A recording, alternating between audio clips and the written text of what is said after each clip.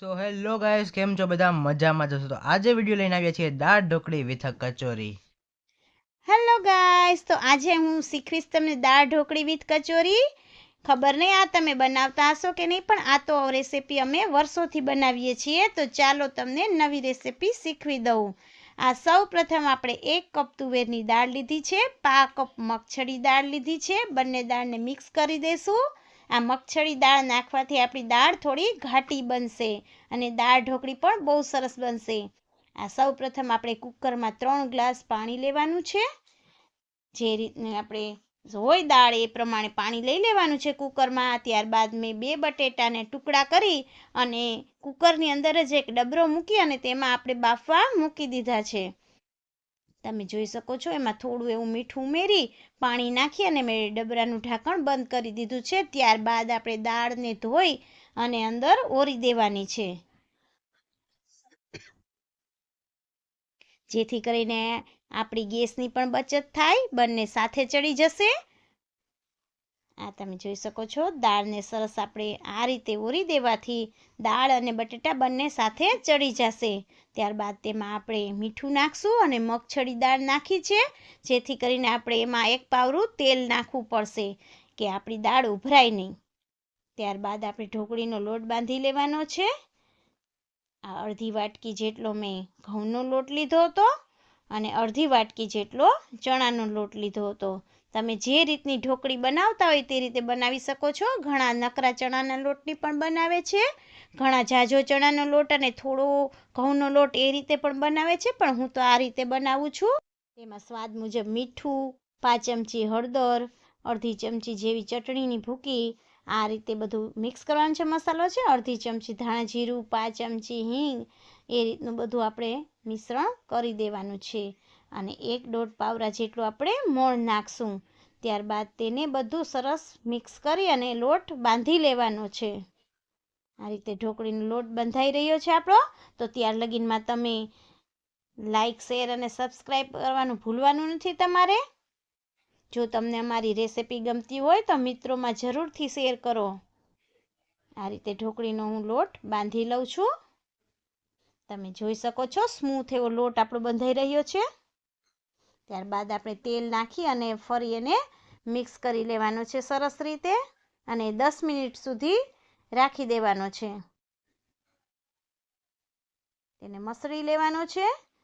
ધીમે ધીમે જ્યારે આપણી દાળ ચડતી હોય ત્યારે પણ તમે લોટ બાંધી અને 5 મિનિટ સુધી રહેવા દેશો તો પણ ચાલશે. મમ્મી, દાળને આપણે કેટલી સીટી થવા દેવાની છે?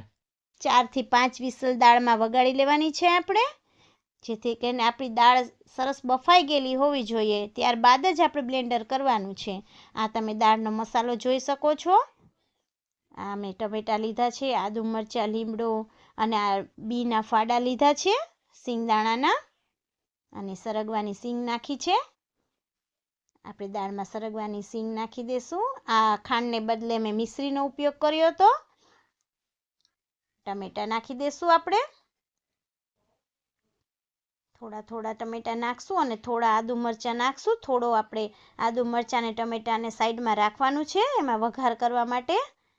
ત્યારબાદ દાળમાં આપણે હળદર, ગરમ મસાલો, મીઠું બધું નાખી અને સરસ રેડી કરવાનું છે. આપણે બફામાં પણ મીઠું નાખ્યું હતું, જેથી કરીને આપણે થોડું એવું મીઠું નાખવાનું છે સ્વાદ મુજબ. ત્યારબાદ બધું મિક્સ કરી લેવાનું છે. સિંગુને પણ આપણે આમાં બફાવા દેવાની છે. ઉકળે ત્યાં સુધીમાં તો આપણી સિંગ સરસ બફાઈ જશે. અને ત્યારબાદ આપણે માંડવીની જે સિંગ બનાવી હતી તે પણ નાખી દેવાની છે. હવે આપણે કચોરીનો મસાલો બનાવશું. આપણા 2 બટેટા બાફેલા હતા તેમાં મીઠું, હળદર, ધાણા જીરું, ગરમ મસાલો બધું આપણે મસાલો નાખી અને રેડી કરવાનો છે. આ તમે જોઈ શકો છો ધાણા જીરું અડધી ચમચી લીધું છે મેં, અડધી ચમચી ચટણીની ભૂકી લીધી છે, આદુ મરચાંની પેસ્ટ પણ નાખી છે. બધું આપણે મિક્સ કરવાનું છે. લીંબુનો રસ લઈ લેશું આપણે. ત્યારબાદ ખાંડનો ભૂકો લઈ લેશું. બધું મિક્સ કરતા જશું ને પછી ધાણા ભાજી નાખી અને આપણે બધું ગોળી વાર લેવાની છે આની. બટેટા વડામાં જે રીતે મસાલો કરીએ એ રીતે એનો મસાલો આપણો કરી અને આપણે સરસ રીતે આ મસાલાને ગોળા વારી લેશું. આ તમે જોઈ શકો છો મસાલો આપણો રેડી થઈ ચૂક્યો છે.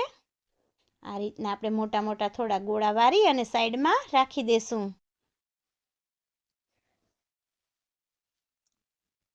આ રીતે કચોરી બહુ જ સરસ લાગે છે. તમે જો ન ટ્રાય કરી હોય તો એકવાર જરૂરથી ટ્રાય કરશો. જો આ રીતે આપણે મેં લુવા કરી અને આપણે સરસ આને પૂરી જેવું વણી લેવાનું છે. એ લોટમાંથી આપણે નાની નાની પૂરીઓ વણી અને આપણે ગોળાને વચ્ચે મૂકી દઈએ અને સરસ એની કચોરી બનાવવાની છે. આ રીતે પૂરણને આપણે વચ્ચે રાખી દઈશું અને હાથની મદદથી આપણે સરસ રીતે કચોરી વાળતા જશું. આ રીતની કચોરી વાળી અને ઉપરથી જે લોટ વધે તેને આપણે કાપીને એક કોર કરી દેવાનો છે સાઈડમાં અને વધારાનું પોષણ આપણે દબાવી દેવાનું છે. આ રીતની કચોરી બધી હું રેડી કરી લઈશ. તમે જોઈ શકો છો આપણી કચોરી બધી રેડી થઈ છે. સાઈડમાં રાખી દેશું આપણે કચોરીને. ત્યારબાદ આપણી દાળ ઉકળતી હોય તેમાં એક પછી એક ઉમેરતું જવાનું છે. આપણી દાળ ઉકળવા લાગે ત્યારબાદ આપણે ઉમેરવાની છે. ઠંડી દાળમાં નથી ઉમેરવાની. ત્યારબાદ જે આપણે લોટ વધે છે એનું આપણે મોટી રોટલી વણી અને એની ઢોકળી કરી અને એ પણ આપણે એમાં નાખશું. તમે જોઈ શકો છો સરસ પાટલા જેવડી રોટલી મેં કરી લીધી છે. ત્યારબાદ એને આપણે કાપા પાડશું. જે રીતે આપણે દાળ ઢોકળીમાં ચોરસ ટુકડા નાખીએ છીએ એ રીતના આપણે ચોરસ ટુકડા કરી અને દાળ ઢોકળીમાં નાખવાના છે. એક પછી એક દાળ ઉકળતી હોય તેમાં આપણે નાખતું જવાનું છે.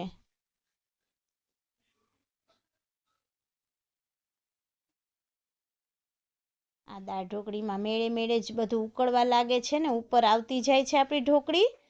આ કચોરી ઉપર દેખાવા લાગી છે આપણી, તરવા લાગે છે. જ્યારે આપણી ઢોકળી તૈયાર થઈ જાય છે ત્યારે કલર ફરી જશે. દાળ ઢોકળીનો કલર બહુ જ સરસ આવી રહ્યો છે, તમે જોઈ શકો છો. અને સીંગું નાખવાથી તો સરગવાની સીંગુનો તો બહુ જ ટેસ્ટ સરસ લાગે છે. આ ત્યારબાદ ચેક કરી લેવાની છે ઢોકળીને.